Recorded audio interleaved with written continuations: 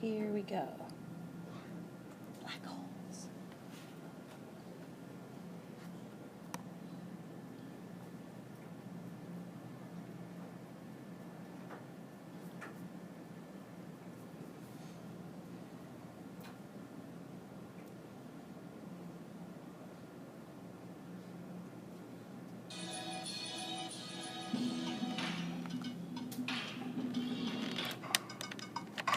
That was right.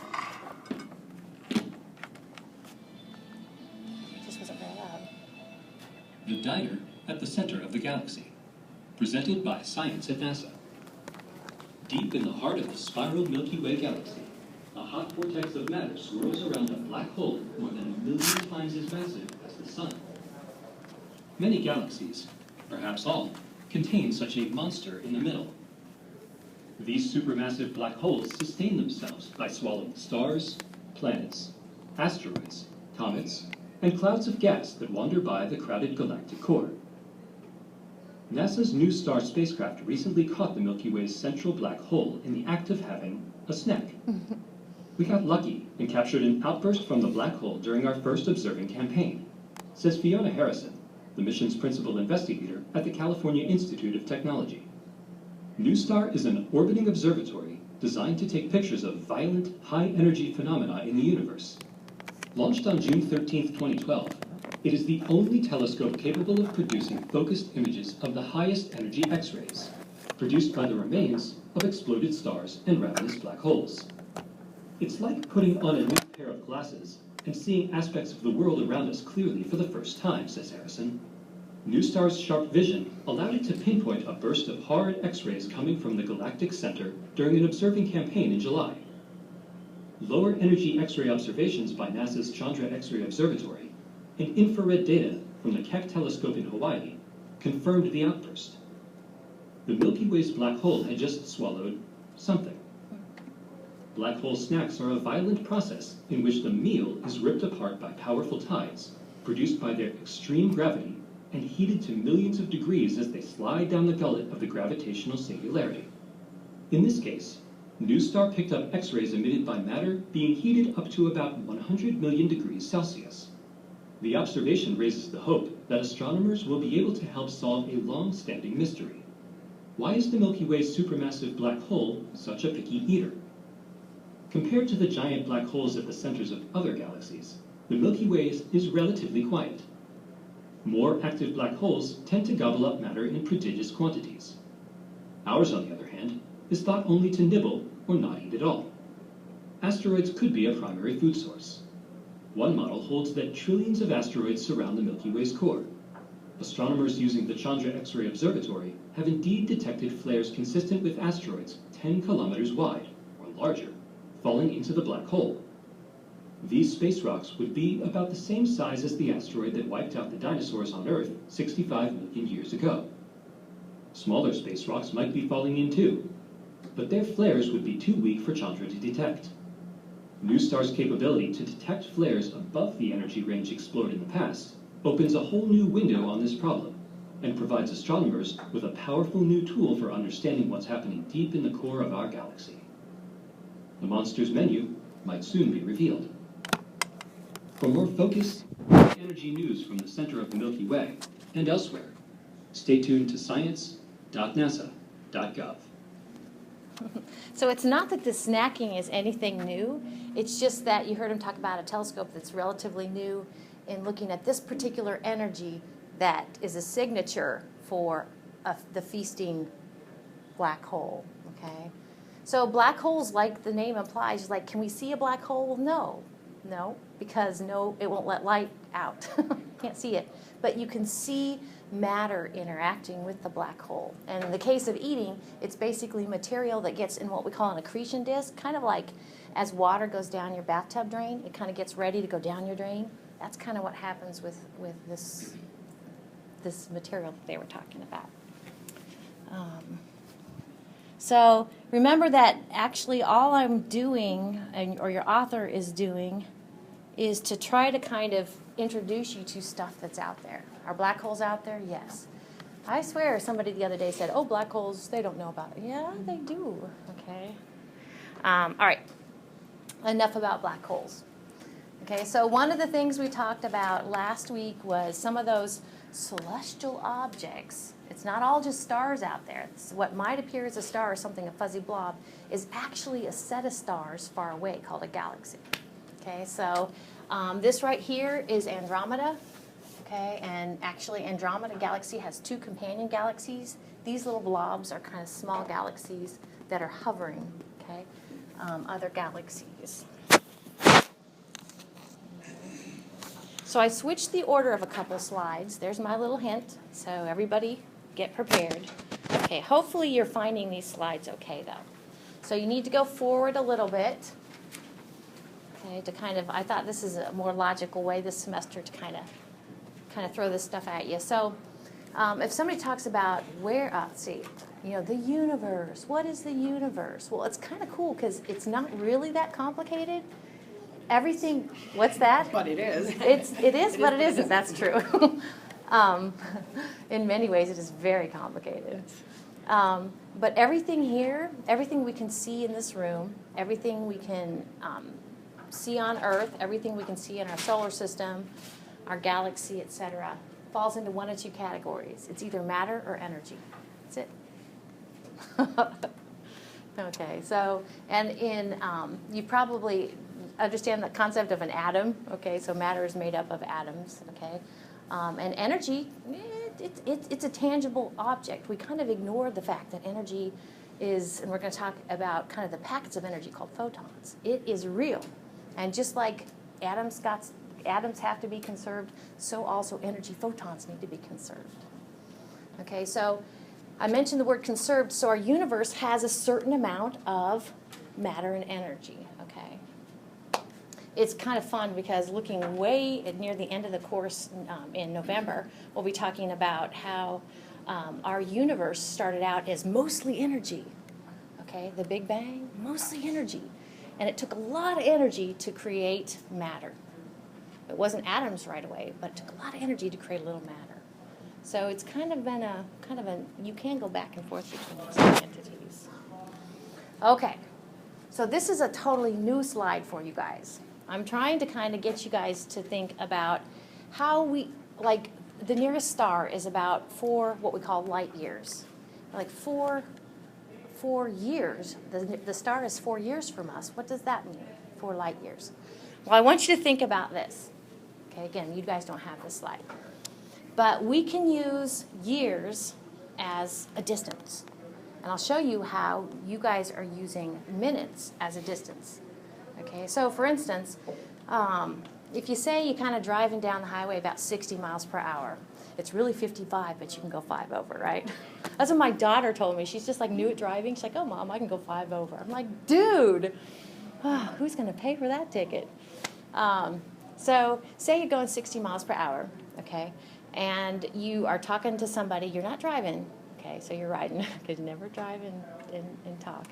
So you're riding, you're like, hey, I am 30 minutes away. I'm 30 minutes away. So can you see that if you're driving 60 miles in 1 hour, then you're driving 1 mile in 1 minute. So if you're 30 minutes away, you're 30 miles away. So you took time, minutes, and translated it to miles. Yeah. So let's just go ahead and write 30 miles. Oops. 30 miles. Okay, now this is kind of strange. I mean, I don't do NASCAR. I'm curious about it now, the whole racing. But let's say you have a car that, I don't think this is possible, that's going 600, not 60, but we jacked it up by a factor of 10. 600 miles per hour. Okay, and again, you're a passenger, you're not driving, but you tell somebody that you're 30 minutes away. Can you see that you're half an hour away and you can go 600 miles in 1 hour, so you must be 300 miles away? Does that make sense? Okay, so by telling somebody 30 minutes, they can translate it to 300 miles. We know where this is going, okay? So let's just say, let's jack it up, and let's say you are going 6 million miles an hour, okay? And you're 30 minutes away. Oh, I'm just around the corner, 30 minutes away. So that must mean if you translate that time, 30 minutes, into distance, miles, you are 3 million miles away, exactly. Which, by the way, let's see if this link works for me. Did you know that you could use Google to convert, things? So I'm going to go out to Google here, and I want, instead of miles per hour, MPH, I want it in metric units, kilometers per second. So I can ask Sir Google to do that.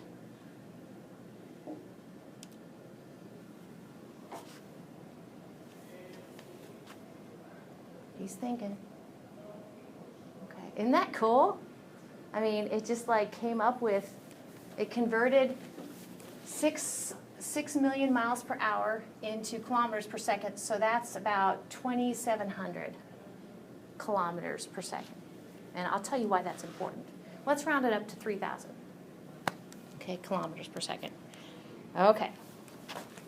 Now you should have this slide.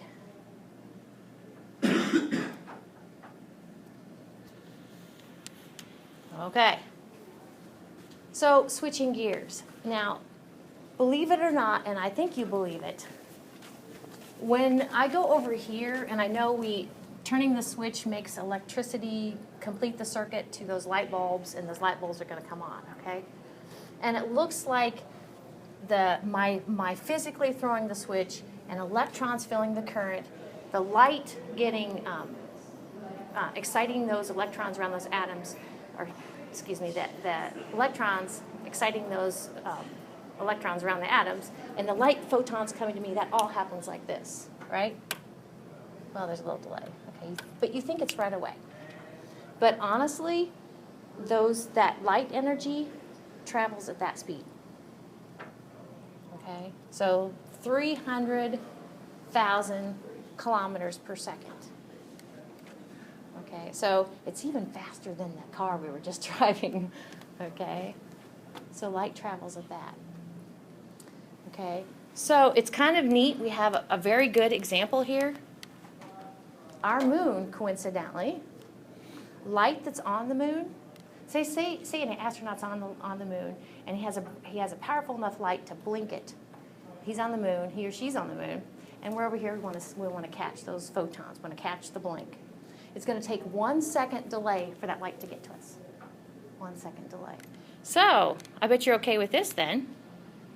The moon, in general, is, and the distance varies a little bit from the Earth to the moon, but in general, it's about 300,000 kilometers away. Does that make sense? In terms of using the speed of light as a way to say how far something is, we would say that the moon is 1 light second away. Okay, I know we're seconds of time, but we're using it as a distance. Okay. Now, another thing you've seen I've done right here is to go ahead and write 300,000 in what we call scientific notation. Now, students generally do pretty good with this. I'm not going to have you guys do any calculations this semester, but we have some big numbers. And so what I'm hoping is that we're all on the same page, and we can know that these are the same thing. Oops. So here's the deal. If you see something that has 10 with a little superscript, you know that actually that means wherever the decimal is, and the decimal is here, okay, you need to go ahead and, in this case, just consider throwing some zeros up. How many zeros? 5. Okay. So keep that in mind. All right. So it's kind of neat. If you're into kind of science documentaries, a lot of times it'll say, what if? So it's kind of like, what if our sun suddenly stopped shining? And the cool thing is, or the reality is, it would take 8 minutes before we knew it stopped shining. Okay, because that's how long it takes for those photons to get to us. Okay, so translated then, that time, 8 light minutes away, into distance in terms of kilometers, knowing that light travels at 300,000 kilometers per second, that's how far in kilometers the sun is generally from the Earth. Now, it varies a little bit. Okay, so it's 1, 4, and about, 7 zeros after that. Okay, well, let's go a little bit farther. Not the closest star, but an important bright star in the constellation Big Dog, Canis Major. Okay, a star called Sirius. A lot of stars have names. Like Polaris has a name. Okay, Sirius has a name. Actually, a lot of the names of stars I cannot pronounce. So if Sirius, this is kind of fun. Seriously, okay. If it were to stop shining, it would take 8 years for us to know that it turned off. And this is where, when we talk about stars, they aren't static. Stars live their lives. Stars run out of fuel. So if some changes are going to happen to the star, when we finally get the light from it, it may be totally different right now. You know what I'm saying? So what are you going to do? So translated into kilometers, you have to take 7/6 and add 12 zeros after that. Okay? So that's what? 76. Well, that's a big number. Because that's like 4 sets of 3 zeros. All right, one more object. Gotta love it. Closest galaxy to us, Andromeda Galaxy. And honestly, if the skies are clear on Thursday night, we are so going to look at this Andromeda Galaxy through the telescope. And on Thursday night, if the skies are clear, whenever we get out and look at stuff, I'm going to have a pair of binoculars handy. I'm going to show you how you can see Andromeda through binoculars. So cool. I love it. All right. So when you look at a picture, like we've been looking at of Andromeda, or when you look through the telescope at Andromeda, it took 2.5 million years for those photons to get to you. I know. It makes me just want to soak it up. Okay, so in terms of kilometers, you take 24 plus 18 zeros after it. That's how many kilometers away it is. Okay. So this is where we would say, for instance, the star Sirius is 8 light years away, because it takes 8 years for light to get us, and we can translate that to a distance. And we would say that the Andromeda Galaxy is 2.5 million light years away. So here's the deal. And I mentioned that star might have changed, when we finally get the light. So do you think Andromeda has maybe changed a little bit from when we are just now seeing it? Yeah. So the farther away we look at an object, the more of kind of like a baby picture we're seeing. I mean, that thing has aged. Okay? But the best we can do is, because there's a delay when we get the picture. It's like, oh my gosh. It's like if you have a kid and you're a great mom and you take all of these baby pictures, but you can't really post the baby pictures until they're in their 20s. That's what it is. It's kind of strange. Okay. So a definition is a light year is actually, I know year is usually time, but a light year is a distance. Okay, it's the object is such that it takes light 1 year to get to us. And that translates into 10 trillion kilometers or 6 trillion miles. Okay. So down here, this is so adorable. There's like a telescope hiding in here. This is a dome, okay? It's a classic, and so there's a slit in this cap that's protecting the telescope, and the slit goes wherever the observer wants to look, whatever part of the sky the observer wants to look. So anyway, this telescope is looking at 3 objects. This is supposed to be Spiral Galaxy, okay? This is a galaxy too, but the older the galaxy, okay, the older the galaxy, the farther away the galaxy, we're looking at it as it was just newly hatched. They look kind of chaotic.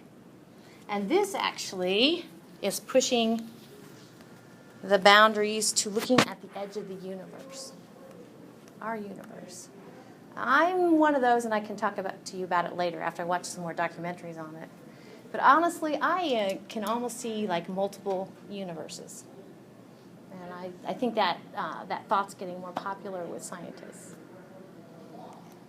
But you figure, if we think the Big Bang is pushing 14 billion years ago, 13.7, 13.8 billion years ago, if we try to look at something that is older than that, 14 billion years ago, 14 billion light years away from our position, it's like we are pushing the limits of what we call the cosmological horizon.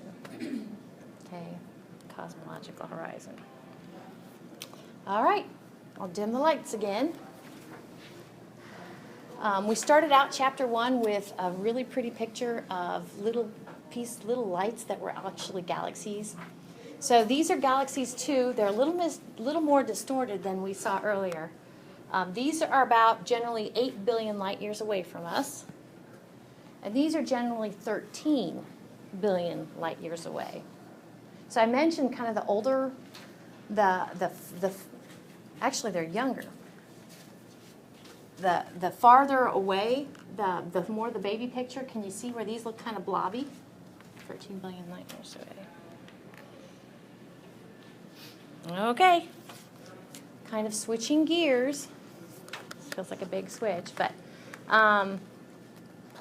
so I want to finish up this chapter kind of talking about how things are moving. It's kind of neat because I said that the universe, something is either matter or energy. Okay, and that energy, you can't destroy energy. You can make it do something else. Okay, but it's always got to do something. And actually, that kind of energy that needs to be what we say conserved is at the root of all this motion I'm going to show you. So, if a little kid, this makes me smile a little bit. You know how a little kid you say, "Come on, hon, sit still," and they're like, "I can't sit still." I just think of that classic line, and really, he can't. Okay, so ways that we are always in motion.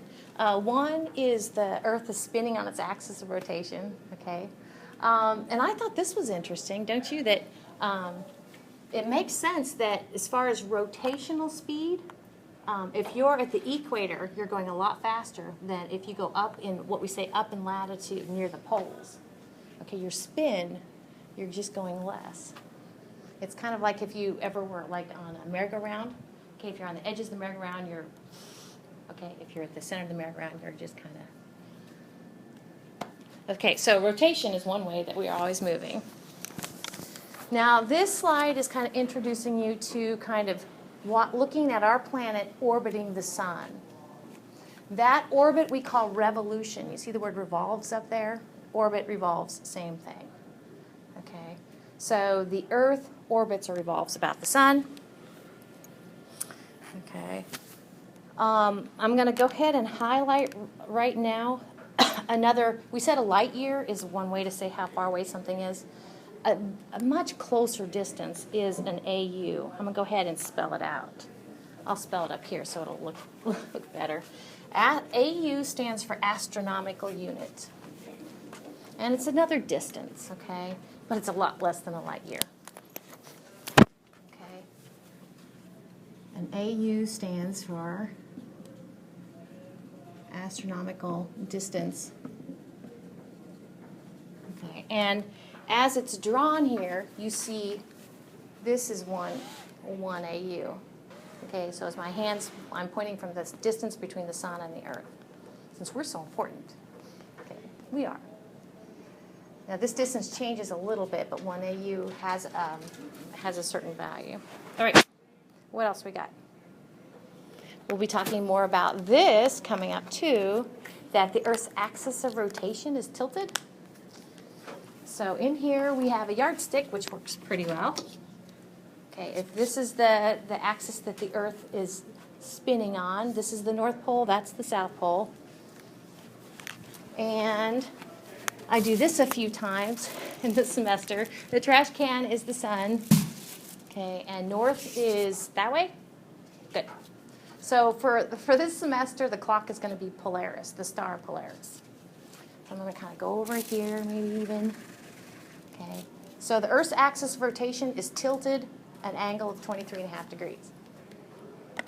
So one way, like you see that figure says, is you can take it from being perpendicular And perpendicular to what, right? It has to be relative to what? Perpendicular to how it's going to orbit the sun, what we call a plane, a piece of paper here. Okay, so 23.5 degrees. So it's like that. So here we go. It takes 12 months to complete one orbit, right? One revolution. So if I go 1/4, that's what? 3 months, right? And it's all about counterclockwise. So I'm going to go counterclockwise 1/4. But notice I tried to keep this pointed at Polaris. Okay, so that's 3 months from where I started. Okay. Another 3 months. Total 6 months. Another 3 months.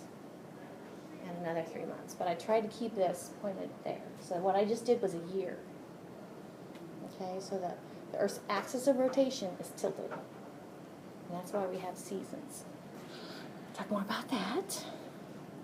I already said it's all about counterclockwise. So as I did this kind of in 1 year, I tried to go counterclockwise, I tried to orbit counterclockwise, and the Earth is also spinning counterclockwise if you look down at the North Pole. Every once in a while I get my counterclockwise mixed up, so let me know. All right, more movement. This kind of reminds me of like the whole 2012 scare, like, you know, the world was good, the Mayan calendar ended, blah, blah, blah. I don't know if there's anything necessarily to this, but this, by the way, is looking at the galaxy, our galaxy face on. Our galaxy is a spiral galaxy. And the stars in the vicinity of us actually kind of bob up and down a little bit the plane of our galaxy. So there's a little bit of this. So that's one motion. The other motion depicted here is this big orange circle. This big orange circle. All of the stars, if they don't move, they are going to, gravity's going to kick in and they're going to fall into the center of a galaxy, the Milky Way. And the Milky Way would be nice and welcoming, right? The snack. So as long as they're moving, they're okay. Anyway, there's this motion too, and it takes about 230 million years to complete one orbit about the Milky Way. So we have that kind of bobbing up and down. We have the orbiting the center of our galaxy.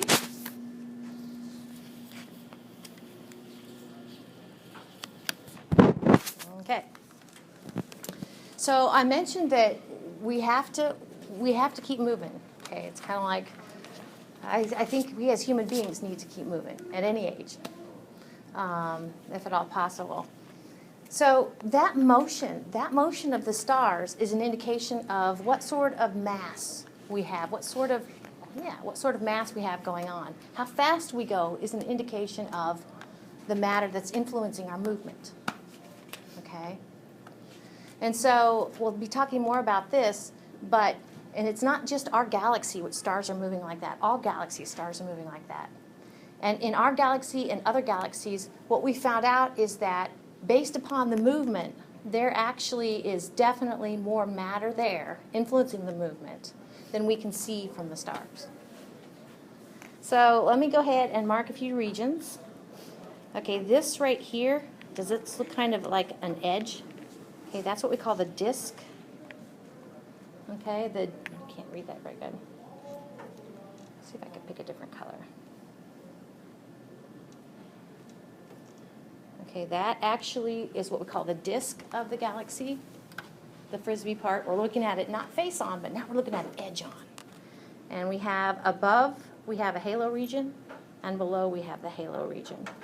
So when you read in your textbook that they're finding matter in the halo region that's influencing the movement of stars in a galaxy, that's what they're talking about. They're talking about above and below the disk. That's the halo region. And since you can't see it because it's not stars, it's not bright or anything, that's where the word dark came from. So dark matter, do we know it's there? Yes. Do we know exactly what it is? No. Okay. All right. More movement. Actually, a couple more movement, but I just want to kind of emphasize one of them. If you've ever heard, just like the Monty Python song, the universe song, I think it's called, that the earth, that our universe is expanding. The last verse, it's true. Okay, so, and we'll talk more about something called redshift that looks at galaxies kind of moving away from us. But what works real well to kind of explain this expanding universe is this idea of using something that can rise when you bake, like a raisin cake. Personally, I've never eaten raisin cake. I don't even know if raisin cake exists. Here we see the raisin cake before you bake it at the top. You let it bake for an hour, and this is what it looks like. You know, it expands. It's got like eggs and baking powder in it, so it gets bigger. Those raisins are supposed to represent galaxies. So, for instance then, what we know is that galaxies are moving away from each other, just like the raisins here are moving away from each other as they cook. Okay? They're all moving away from each other.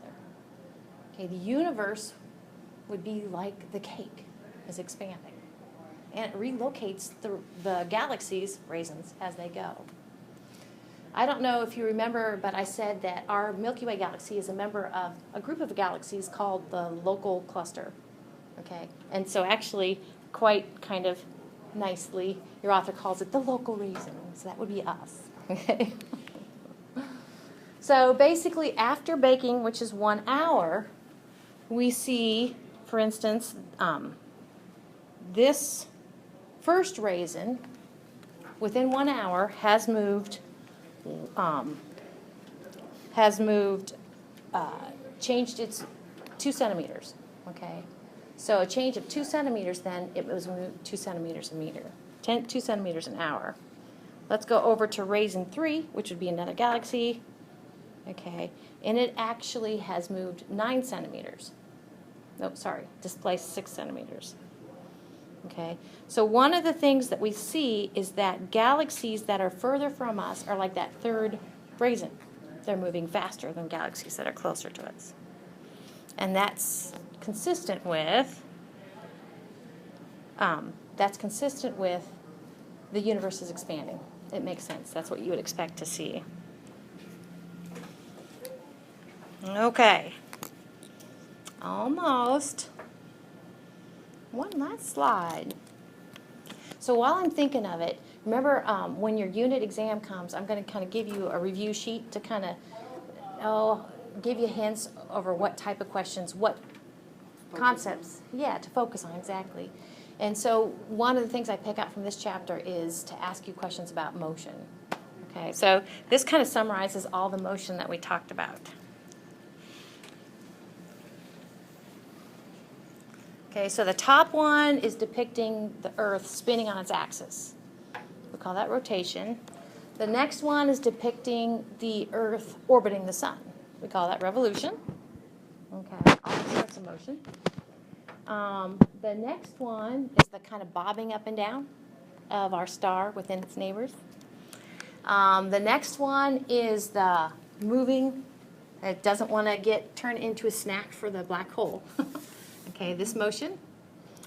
The next two actually then are just talking about how our galaxy, the Milky Way galaxy, is moving.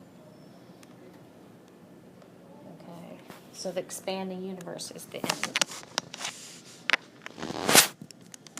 Okay, are there any questions? So that's how far I wanted to get today. Are there any questions about the homework assignment that you know of? So the homework will be due Wednesday. Okay? And let me know if you have any questions between now and then. Let's hope for clear skies on Thursday. Lights.